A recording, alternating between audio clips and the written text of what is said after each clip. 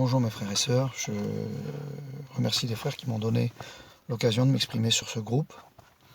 Je voudrais vous parler, bien plus que des événements actuels, je voudrais vous parler d'un passage de la parole qui a touché mon cœur. Et dans ce passage, on parlera de Dieu qui pourvoit, l'Éternel qui pourvoit, Jéhovah Jireh, l'Éternel pourvoira. On oublie souvent que Dieu pourvoit, que Dieu est là. Et le passage de l'Écriture qui a touché mon cœur dans cette nuit, je vais le lire avec vous et on s'entretiendra sur ce passage. Matthieu 16, verset 5.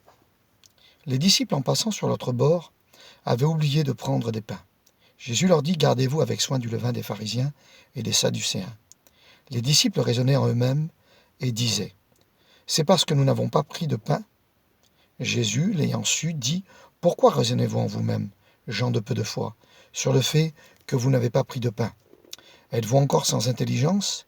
Et ne vous rappelez-vous plus les 5 pains et les 5000 hommes? Et combien de paniers vous avez emportés? Ni les 7 pains et les 4000 hommes? Et combien de corbeilles vous avez emportés? Comment ne comprenez-vous pas que ce n'est pas au sujet du pain que je vous ai parlé? Gardez-vous du levain des pharisiens et des sadducéens. Alors ils comprirent que ce n'était pas du levain du pain qu'il avait dit de se garder, mais de l'enseignement des pharisiens et des sadducéens. Ici, dans ce passage de l'Écriture, on voit Jésus qui interpelle ses disciples au sujet d'un fait, de se garder de quelque chose. Et les disciples raisonnent sur le fait matériel. Et dans le fait matériel, souvent dans le fait matériel, on y plonge directement le regard. Parce que la logistique du missionnariat de Jésus et des disciples était faite avec un trésorier qui était Judas, une logistique de trésorerie. D'ailleurs, quand il y a le miracle des pains sans levain, les disciples diront, irons-nous acheter des pains pour 200 deniers? Donc, vous voyez, ils étaient toujours dans la résonance humaine. Tandis que Christ les appelait à voir plus loin, à voir Dieu qui pourvoit, à voir Jéhovah Jireh.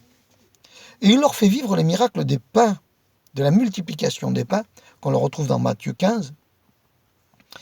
On leur fait vivre ce miracle-là pour leur dire, mais arrêtez de raisonner. Arrêtez d'essayer de faire par vous-même. C'est Dieu qui pourvoit. Et souvent, on est, nous, dans cette logique humaine des choses. Et on ne se rappelle plus ce que Dieu a fait.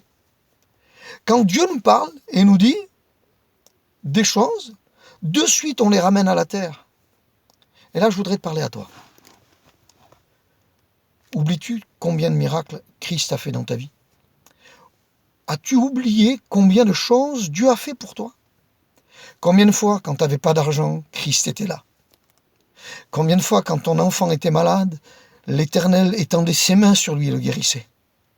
Combien de fois, dans des situations d'angoisse, de stress, de peur, Christ a mis la paix dans ton cœur et dans ton foyer? Et toi, aujourd'hui, tu raisonnerais en disant, achèterons-nous des pains?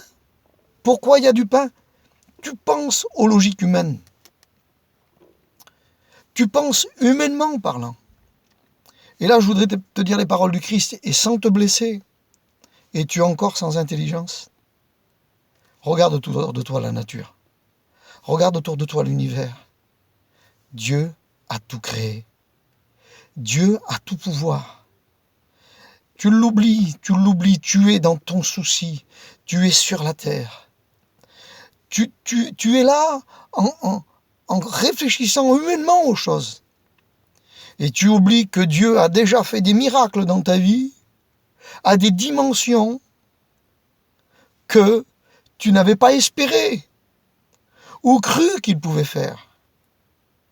Avec 5 pains, il rapporte 12 paniers pleins de morceaux. 12 paniers pleins de morceaux. Vous savez ce que Dieu a fait le jour de la multiplication des pains?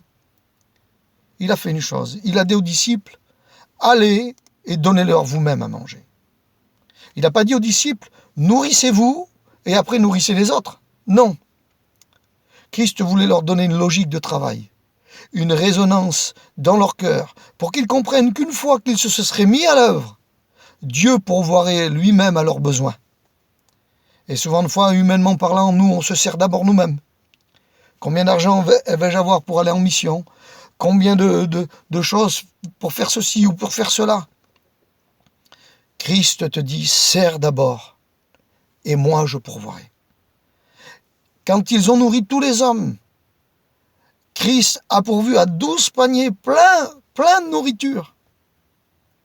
Ils auraient dû raisonner en eux-mêmes, en disant, Christ pourvoit aussi à notre table. Oui, Dieu te donnera l'abondance après que tu te seras mis à son service, après que tu auras fait pour les autres. Mais humainement parlant, tu dois d'abord te servir toi-même, tu dois d'abord avoir des choses qui correspondent pour pouvoir faire l'œuvre de Dieu. Mais ça, c'est pas la foi. La foi, c'est faire sans avoir. C'est nourrir 5000 hommes avec 5 pains et 2 poissons. La foi, c'est nourrir et faire avec des choses impossibles. Aujourd'hui, ne regarde pas les choses sans intelligence. Reçois l'intelligence de Dieu. Et dis-toi dans ton cœur que Christ est là et ne veut pas que tu raisonnes comme l'ont fait les disciples sur les choses de la terre. Il veut que tu raisonnes avec les dimensions du ciel. Il va pourvoir à ton besoin. Écoute bien, c'est pas moi qui le dis, c'est sa parole. Jéhovah Jireh. Il est l'Éternel qui pourvoit. Je répète ces mots, il est l'Éternel qui pourvoit. J'avais que cette pensée sur mon cœur, toute simple, brute. Je veux pas aller plus loin, je veux pas faire de théologie. Je veux te dire les mots de Dieu pour ta vie. Cesse de raisonner avec les logiques humaines. Cesse de voir avec la logique humaine. N'oublie pas qu'il a déjà pourvu, qu'il a déjà fait, qu'il a déjà accompli dans ta vie les miracles et le miracle. Et à cause de ce fait, saisis maintenant la victoire et crois en son nom qu'il a déjà accompli le miracle, sans que tu le vois. J'avais ces quelques mots sur mon cœur, tout simple. Je ne voudrais pas aller plus loin. Et je voudrais simplement te dire que l'Éternel pourvoit et a pourvu. Que Dieu te bénisse.